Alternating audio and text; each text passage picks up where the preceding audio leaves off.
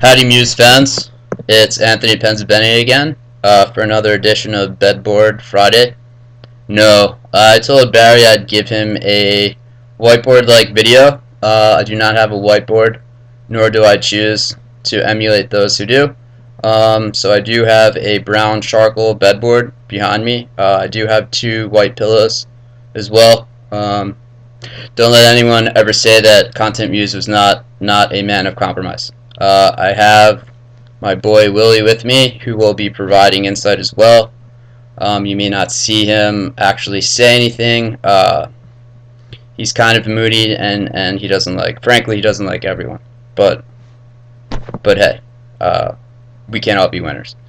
So anyway, I have 4 marketing insights to share with you. I don't think that you can plant these and a huge beanstalk will grow and you'll be able to climb it and fight a giant and become the hero.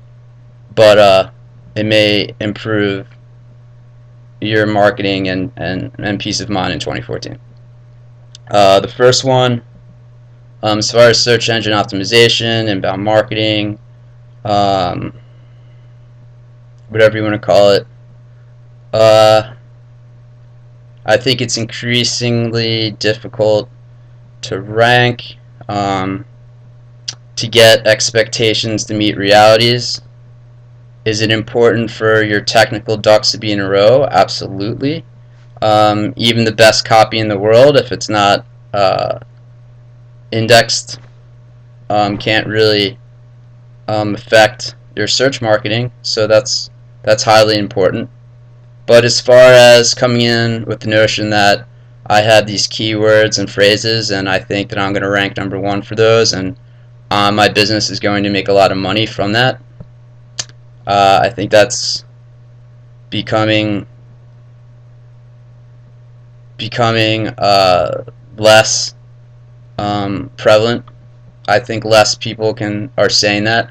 I think if you can align yourself with someone who's very savvy about still getting links in a very streamlined sort of way, obviously higher quality links are better, then that's still going to work to your advantage. But still, there's other factors to consider. Even if you are number 1, what if the rest of the elements of your website, of your service provided, of your communication, digital communication, is ineffective, and that deters a consumer from the sales cycle, from the sales tube.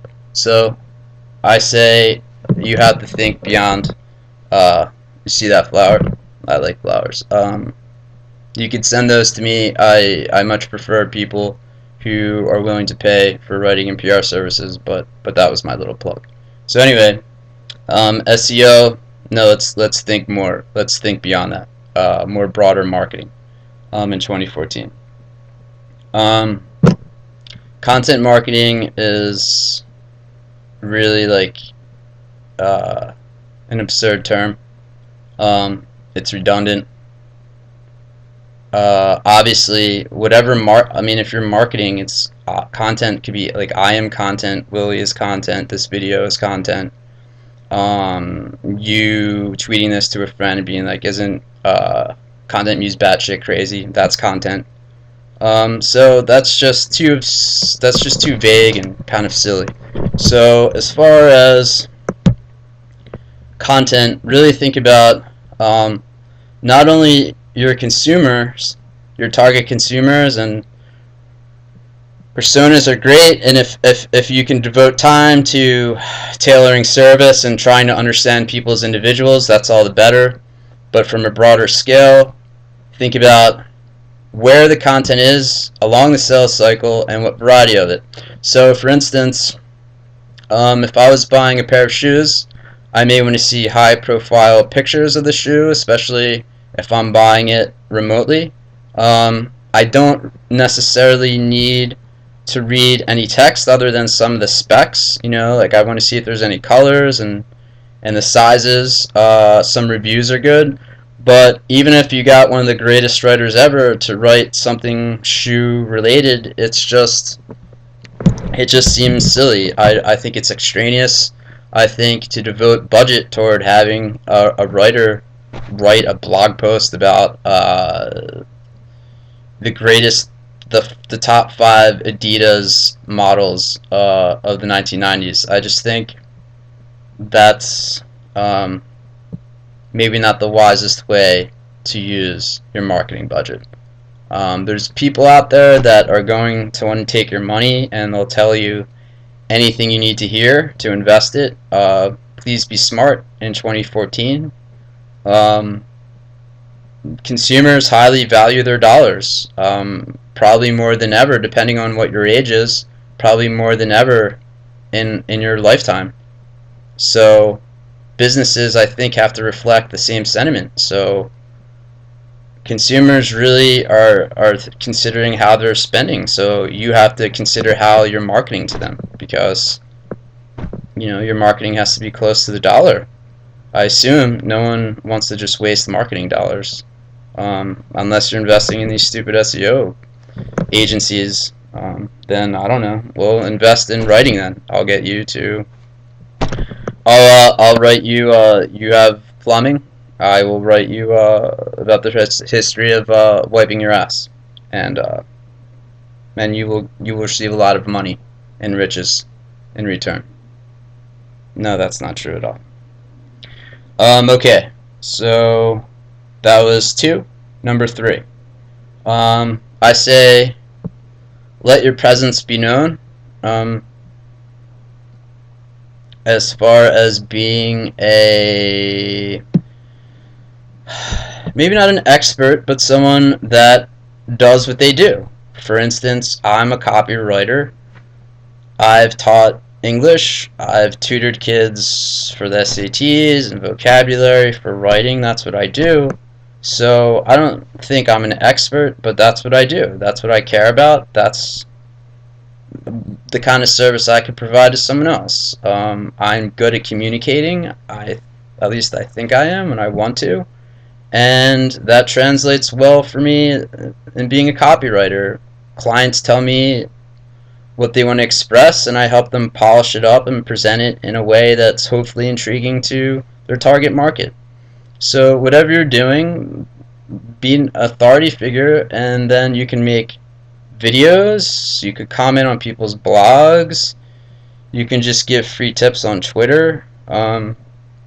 Quora, I think there's a lot of channels out there where I think people are very interested in being popular more so than being practically valuable, and that's something that I will say personally I kind of had. It was like a little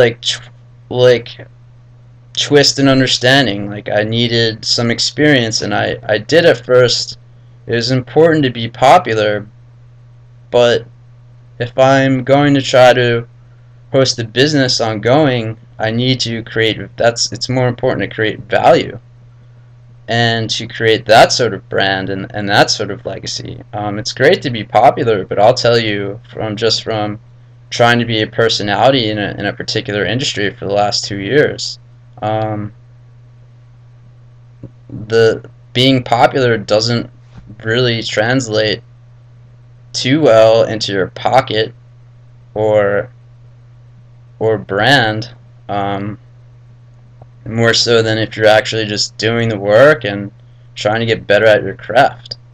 So any way that you can provide value to people in 2014, whether it's pro bono or just being a little bit more concerned with helping rather than being perceived as someone who's popular or has a lot of followers or whatever.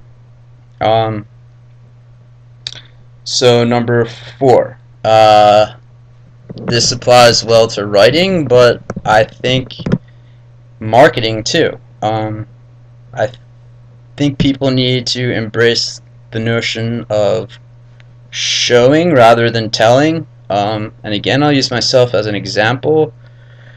When I first wanted to present myself as a writer, I would write about online marketing a lot,